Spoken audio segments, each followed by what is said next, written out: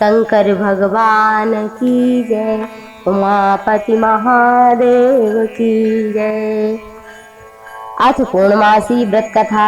द्वापर युग की बात है कि एक दिन मैया यशोदा ने कन्हैया से कहा, हे कृष्ण, तुम सारे संसार के पालन करता, उत्पन्न करता और संहार करता हो। आज मुझे कोई ऐसा व्रत बताओ जिसके करने से मृत्यु लोक में स्त्रियों को विधवा होने का भय न रहे, वो मनुष्य की समस्त मनोकामनाएं पूर्ण करे। भगवान बोले, हे मैया, आपने बहुत ही अच्छा सुंदर प्रश्न पूछा है। मैं ऐसे ही व्रत के बारे में विस्तार पूर्वक कहता हूँ। सौभाग्य की प्राप्ति कराने वाला 32 पूर्णमासियों का व्रत है। इस व्रत के करने से स्त्रियों का सौभाग्य और संपत्ति उन्हें मिल जाता है। ये व्रत अचल सौभाग्य देने वाला, भगवान शंकर से प्रेम बढ़ाने वाला।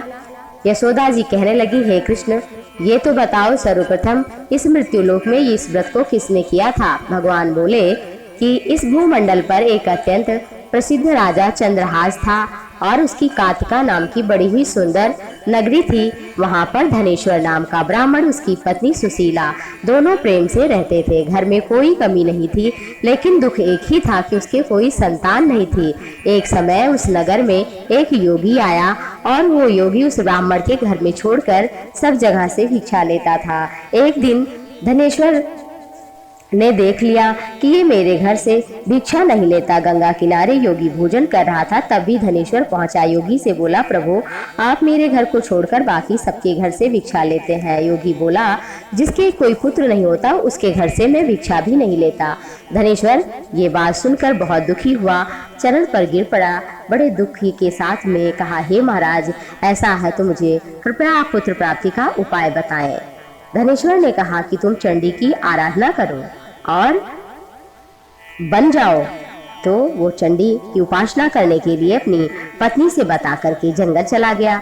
माँ चंडी दुर्गा ने 16वें दिन उसको स्वप्न दिया कि हे धनेश्वर, जाओ, तुम्हारे पुत्र होगा, लेकिन उसकी आयु केवल 16 वर्ष ही रहेगी। इसके पश्चात वो मृत्यु को प्राप्त हो जाएगा। लेकिन यदि तुम दोनों स्त्री पुरुष 32 पूर्णमासी का व्रत विधि पूर्वक करोगे तो तुम्हारा पुत्र दीर्घायु होगा।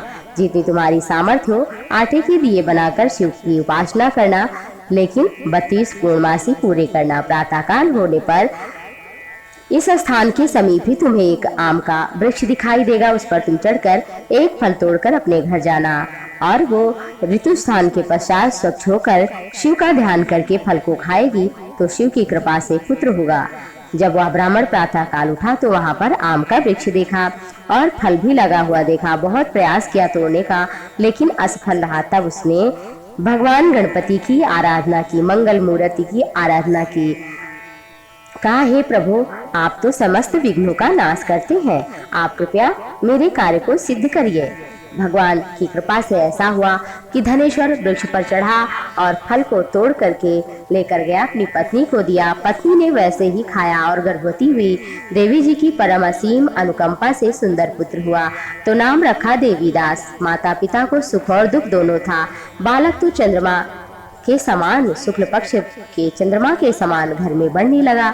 माँ दुर्गा की कृपा से वो बालक सुंदर, सुशील, विद्या पढ़ने में निपुण था। दुर्गा जी की आज्ञा अनुसार उसके माता पिता ने व्रत को रखना आरंभ किया, जिससे उसका पुत्र बड़ी दीर्घायु वाला हो जाए। 16 वर्ष लगा। देवीदास की माता पिता को बड़ी चिंता हुई कि कहीं पुत्र मर ना जाए, इसलिए उन्होंने मन में विचार किया, हमारे सामने ये मरा तो हम कैसे दुख सहन करेंगे। फिर क्या था, उन्होंने देवीदास के मामा जी को यानी अपने भाई को बुलाया और जब भाई आया तो बहन ने कहा, माता ने, कि हम चाहते हैं कि देवीदास 1 साल रह करके विद्या अध्ययन करे काशी में, लेकिन वो अकेला ना जाए, इसलिए आपको बुलाया। आप चले जाइए, सब प्रबंध मैं कर दूंगी, बड़ा उपकार होगा।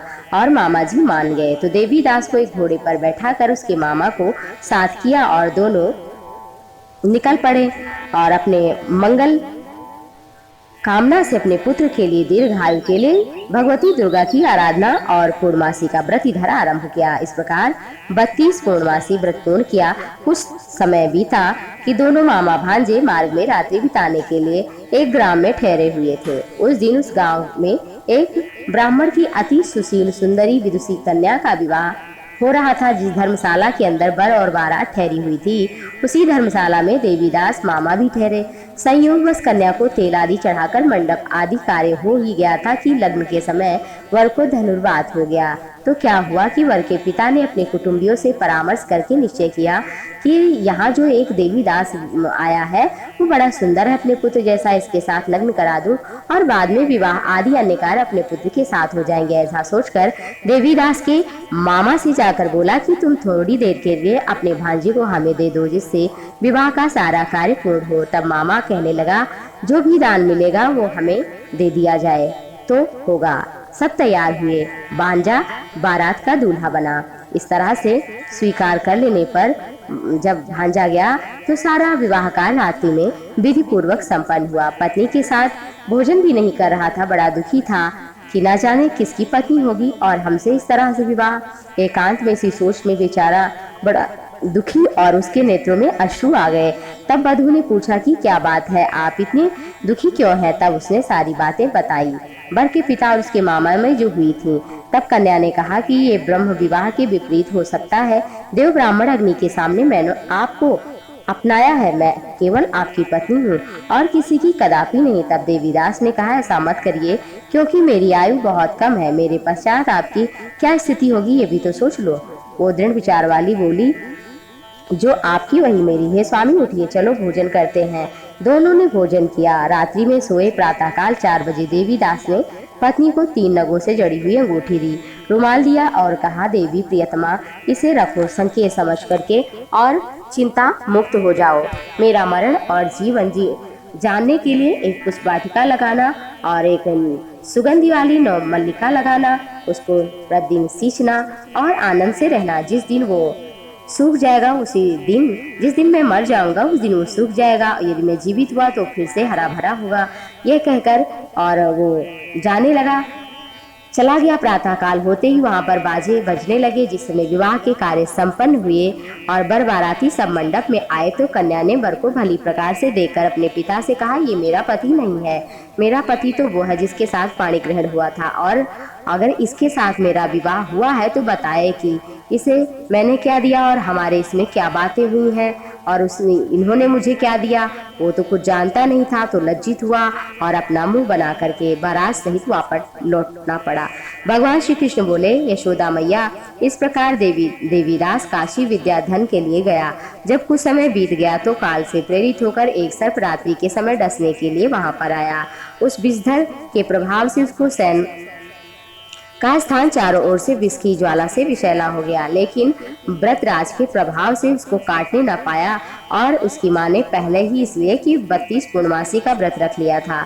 इसके बाद मध्याह्न के समय स्वयं काल वहां पर आया और उसके शरीर से प्राणों को निकालने का प्रयत्न करने लगा, तो वो भी मूर्छित होकर पृथ्वी पर वो गिर पड़ा। देवीदास भगवान की कृपा से उस समय भगवान शिव के साथ पार्वती उधर से जा रहे थे। मूर्छित देखकर पार्वती माँ ने भगवान शिव से प्रार्थना की, प्रभु, ये बालक की माता ने 32 पूर्णमासी का व्रत पूर्ण कर लिया है, जिसके प्रभाव से हे भगवान आप इसको प्राण दान दे। भवानी की कथनानुसार भक्तवत्सल भगवान शिव जी ने इसको प्राण दान दिया। इस व्रत के प्रभाव से मृत्यु ने उसे छोड़ा और वो स्वस्थ हो गया। इधर उसकी पत्नी काल की प्रतीक्षा करती थी और देखा कि पुष्पवाटिका में पुष्प कुछ नहीं रहे, सब सूख गए, तो आश्चर्य हुआ। लेकिन फिर से जब हरा भरा हुआ तो वो जान गई जीवित है। यह देखकर अपने पिता से कहा, हे पिताश्री, मेरे पति जीवित हैं, आप उनको ढूंढिए।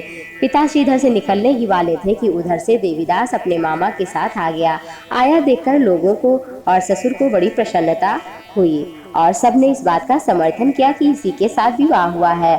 और बालक ने जब कन्या को देखा, कन्या ने बालक को तो पहचान लिया और बड़ा आनंद हुआ। बहुत सा धन दहेज देकर विदा किया। अपने नगर के निकट पहुंचा तो लोगों ने उनके माता पिता को जाकर पहले ही खबर दी कि आपका पुत्र देवीदास पत्नी सहित मामा सहित आ रहा है।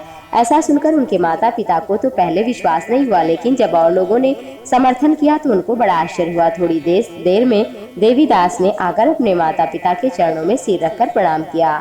उसकी पत्नी ने अपने सास ससुर के चरणों का स्पर्श किया तो माता पिता ने अपने और पुत्र वधू को अपने हृदय से लगाया और दोनों की आंखों से प्रेमाश्रु बह चले। अपने पुत्र वधू के आने की खुशी में बहुत भारी उत्सव किया, ब्राह्मणों को दान दिया।